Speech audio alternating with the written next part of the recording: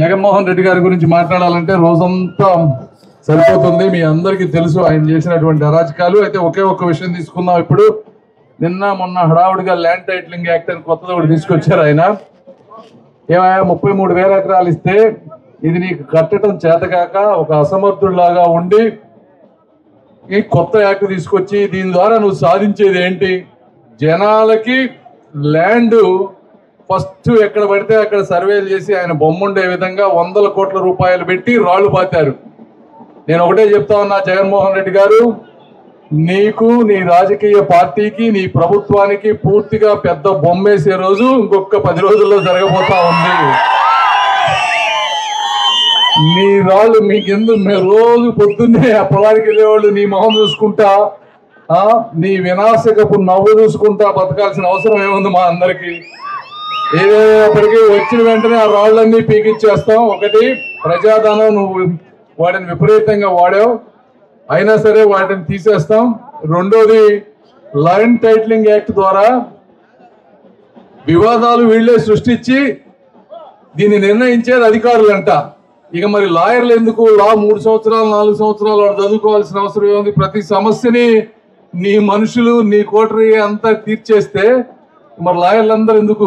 ఆ వ్యవస్థను రద్దు చేద్దాం, అన్నింటిలో పెట్టచ్చు కదా.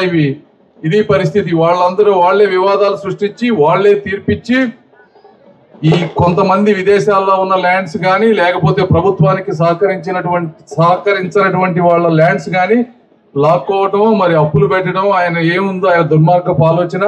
ప్రతి దాంట్లోనూ ఒక స్వార్థపూరితమైన ఆలోచన ఉంటుంది. ఆయన ఏ పని చేసినా కూడా. ఏదేమైనప్పటికీ, ఎందుకంటే నేను దాని గురించి ఎక్కువ భయపడటం లేదు. ఎందుకంటే నాకు తెలుసు ఈరోజు 10-15 రోజుల్లో మనకి 130 to 140 సీట్స్ తోటి మనం అఖండ విజయంతో గెలవబోతున్నాం. వచ్చిన వెంటనే దాన్ని పీకేస్తాం కాబట్టి ఈరోజు నేను నవ్వుతా చెప్తా ఉన్నాను. అదే పొరపాటున వేరే విధంగా ఉండుంటే చాలా భావోద్వేగంతో మాట్లాడేవాడిని. ఏదేమైనా మీరందరూ కూడా ఆ రోజు ఓట్లకు వెళ్ళి చక్కటి మెజారిటీతో గెలిపించండి. వచ్చిన తర్వాత వారు చెప్పినట్టు ఇంతకు ముందు మనం వేసాం ఈ సిమెంట్ రోడ్లు. 30-40 సంవత్సరాలుగా గ్రామాల్లో లేనటువంటి సిమెంట్ రోడ్లు మనం వేసాం. మిగిలినవన్నీ కూడా డ్రైనేజీలు కానీ లేకపోతే వాటర్ ప్రాబ్లం లేకుండా చేయటం కానీ ఇంకా అభివృద్ధి కార్యక్రమాలు అన్ని కూడా మీ అందరికి చేస్తామని తెలియజేసుకుంటూ సెలవు తీసుకుంటున్నాను. Thank you.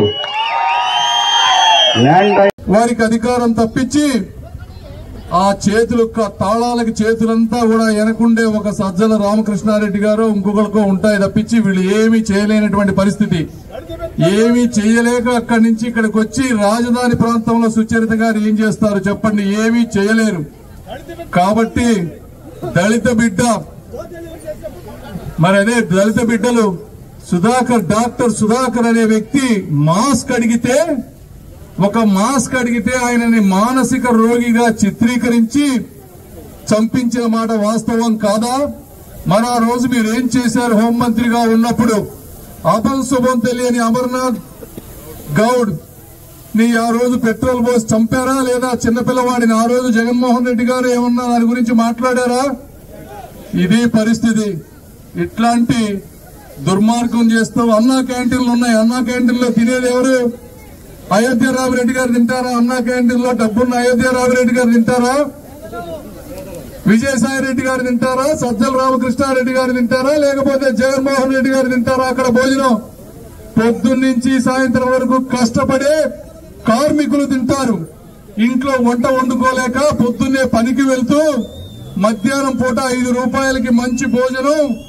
ఈ రాష్ట్రం మీద తెలుగుదేశం పార్టీ మీద అభిమానంతో ఎంతో మంది అన్నదానం చేస్తా ఉంటే దొరికేటువంటి అన్నం అన్నా క్యాంటీన్ లో ఉండేది. మరి అన్నా క్యాంటీన్లను నువ్వు తప్పించావంటే నువ్వు పేదల పక్షపాతి ఎలా అవుతావు? ఏ విధంగా ఈ నిర్ణయాన్ని నువ్వు సమర్థించుకుంటావు జగన్మోహన్ రెడ్డి గారు?